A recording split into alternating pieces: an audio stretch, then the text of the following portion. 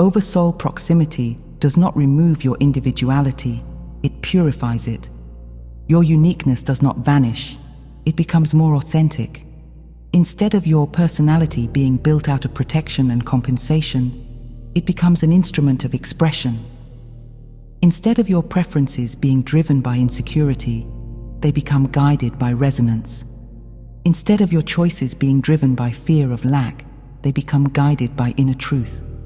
This is one of the reasons many of you are experiencing identity shifts right now, because what you once thought was you was partly an adaptation to survival and social belonging. And now that the deeper belonging is felt, the adaptations can fall away.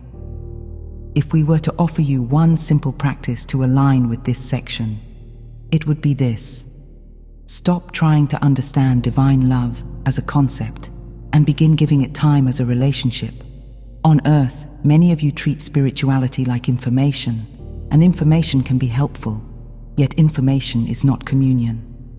Communion is the slow, consistent returning to the inner place where you listen more than you speak, where you feel more than you analyze, where you allow yourself to be met. Many of you have discovered that even a few minutes of real returning changes the tone of your entire day. And this is not imagination. It is the natural consequence of making the divine primary. When the divine becomes primary, the world becomes manageable, because you are no longer asking the world to do the job of God. And so, in this third section, we are saying to you, the reason divine love eclipses the material is because divine love is substance, and the material is expression.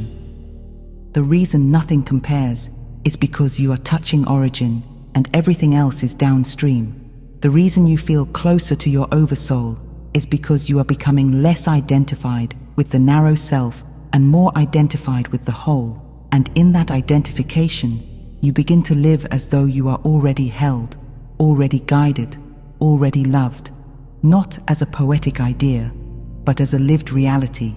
And from that reality, the material world can become what it was always meant to be. A place where love is embodied, where truth is expressed, where beauty is enjoyed, and where your life becomes an honest extension of the source you have remembered.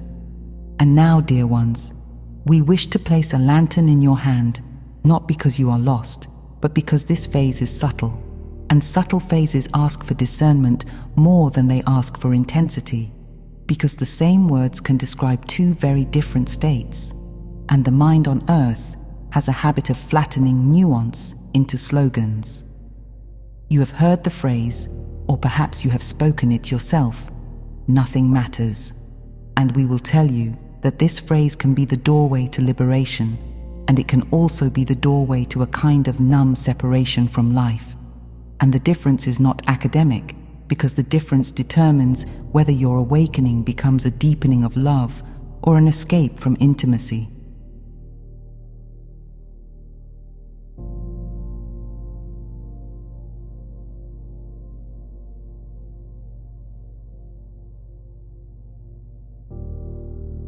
There is a holy kind of detachment that is not cold, not superior, not withdrawn, but spacious, tender, and quietly powerful.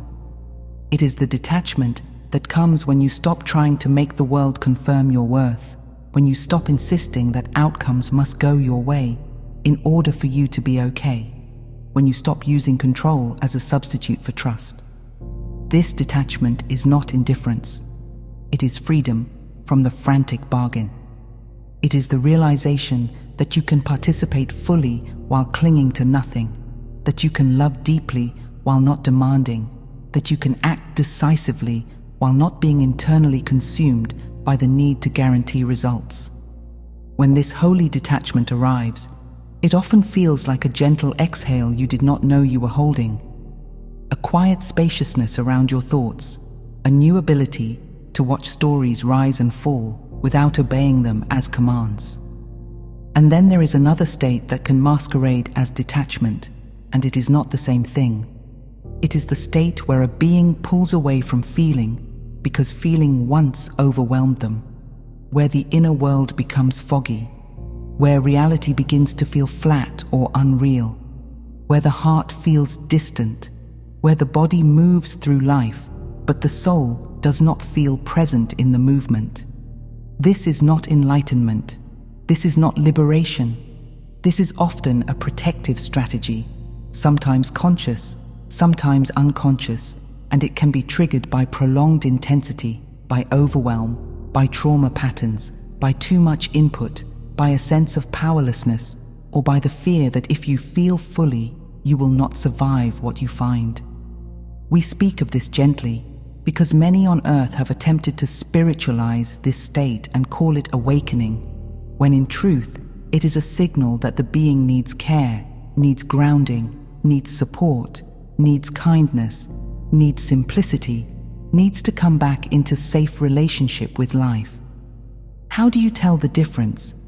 Not by analyzing your thoughts endlessly, not by comparing yourself to others, not by trying to diagnose your own soul, but by noticing the fruit. Holy detachment produces warmth, clarity, kindness, patience, and an increased capacity to be present with yourself and with others without being hijacked by fear. Numb separation produces flattening, irritation, avoidance, disorientation, dread, a sense of disconnection from meaning, and often a subtle panic underneath the numbness, because the being can feel that something essential has been shut down. Holy detachment makes you more available to love. Numb separation makes you less available to life. We want you to understand why this distinction matters in the context of your current shift, because many of you are indeed loosening your attachment to material pursuits, and that is a natural phase when the divine becomes primary. Yet the mind can interpret the loosening as, I should not care about anything, and in trying to be spiritual, it can accidentally reject the very arena where spirituality is embodied. We remind you, the purpose of your awakening is not to float above earth. The purpose is to live here as a conscious extension of Source, and that includes being able to care, to feel, to choose, to create, to speak truth, to love, to grieve when grief is honest, to celebrate when celebration is true, to rest when rest is needed, and to act when action is clean.